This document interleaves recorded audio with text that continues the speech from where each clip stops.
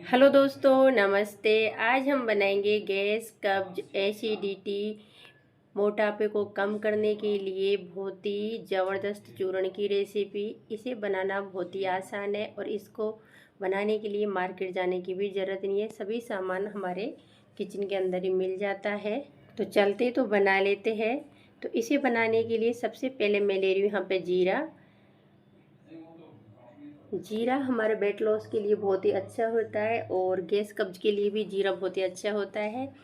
इससे हम छोंक लगाते हैं, वही वाला जीरा है। अब मैं ले रही हूँ यहाँ पे सौंफ। सभी चीज़ें मैं बराबर की मात्रा में ले रही हूँ। सौंफ की तासीर ठंडी होती है और जो भी और सामान लेंगे उनकी तासीर थोड़ी गर्म होती है। तो सौंफ क्या है, ये चूर्ण को एकदम बैलेंस पे बना के रखेगी। ये मैं ले रही हूँ काला जीरा। दोनों जीरे में डिफरेंट है, लेकिन दोनों का ही खाने के बाद में बहुत ही बेहतरीन फ़ायदे होते हैं। तो दोनों चीज़ मैंने बराबर की लिए, दोनों भी जीरे। आप चाहे तो दोनों जीरे एक एक 2 चम्मच भी ले सकते हो। और ये मैं ले रही हूँ अजवाइन। तो फ्रेंड्स, अजवाइन गर्मी करती है बॉडी में और ये पसीने में हमारे वेट लॉस को बहुत ही जल्दी से कम करती है। जैसे पसीने आते हैं उसी से हमारा वजन कम होता है।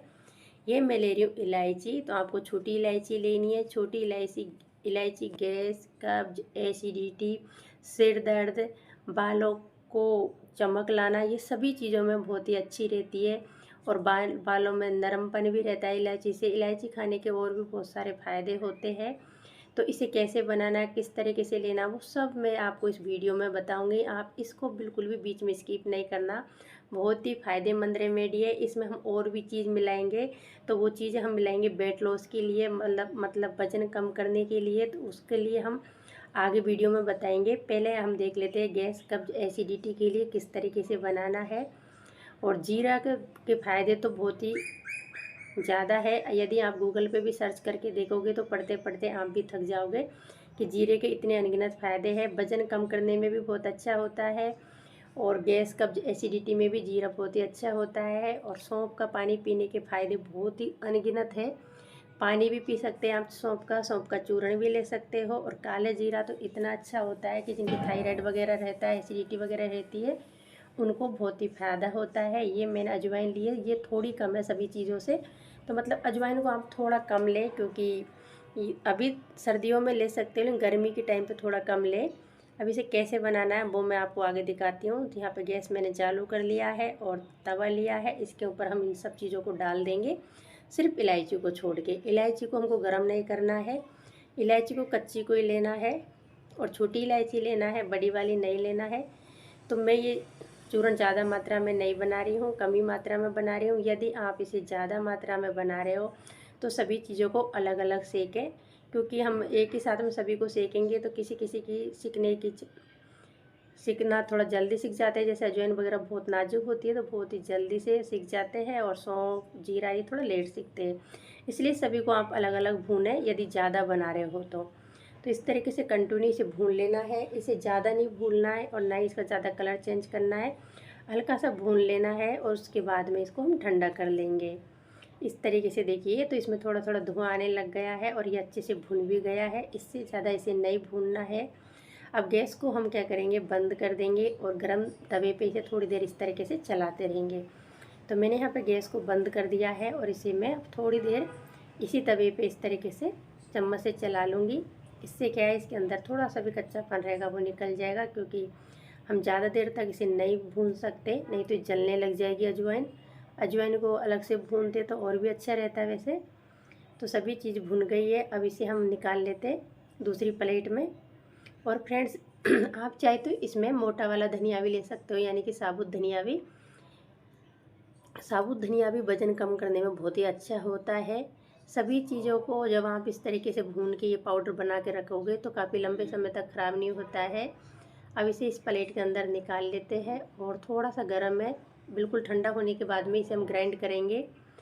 गरम गरम को ग्राइंड नहीं करेंगे, जैसे ये ठंडा हो जाएगा तब इसे हम मिक्सी के जार में पहले ग्राइंड करेंगे, इसका पाउडर बनाएंगे। क्योंकि गैस, कब्ज और एसिडिटी के लिए इसका पाउडर बना के मैं हमेशा रख लेती हूँ और मैंने बहुत सारे वीडियो इसके डाल रखे हैं। सभी वीडियो अलग अलग तरीके से डाले हैं। अब मैं डाल रही हूँ इसके अंदर में 4 इलायची। तो मैंने पाउडर कम बनाया इसलिए 4 इलायची डाली है। अब इन्हें हम ग्राइंड कर लेंगे। क्योंकि इलायची का यदि आपके पास पाउडर हो तो आप पाउडर भी ले सकते हो, लेकिन सभी चीज़ साबुत लोगे तो ये और भी हेल्दी रहेगा। मार्केट की चीज़ों में मिलावट रहती है और इन जैसे हम साबुत चीज़ लेते हैं वो हम खुद बनाते हैं तो हमको पूरा फ़ायदा होता है इनसे। तो इस तरीके से मैंने इसे ग्राइंड कर लिया है।